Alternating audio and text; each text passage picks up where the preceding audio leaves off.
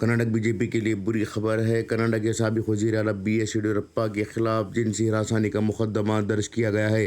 बताया जा रहा है कि BS येडियूरप्पा ने 17 साल लड़की के साथ उस वक्त जिनसी हरासानी की जब वो इसकी मां के साथ मदद मांगने के लिए इनके घर गई हुई थी। इस सिलसिले में 81 साल BS येडियूरप्पा के खिलाफ बेंगलुरु के सदाशिवनगर पुलिस थाने में पोक्सो एक्ट के तहत मामला दर्ज किया गया है। जिनसी हरासानी का मामला 2 फरवरी को पेश आने की बात कही गई है।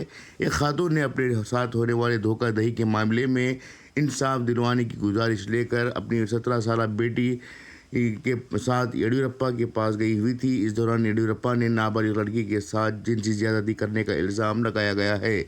सदाशिवनगर पुलिस थाने में येडियूरप्पा के खिलाफ पोस्को एक्ट की शक 8 और IPC के मुख्तलिफ सेक्शन के तहत मुकदमा दर्ज हुआ है। गौरतलब बात है कि इलेक्शन के ऐन मौके पर येडियूरप्पा पर आए मुकदमा BJP के लिए सर दर्द बन सकता है।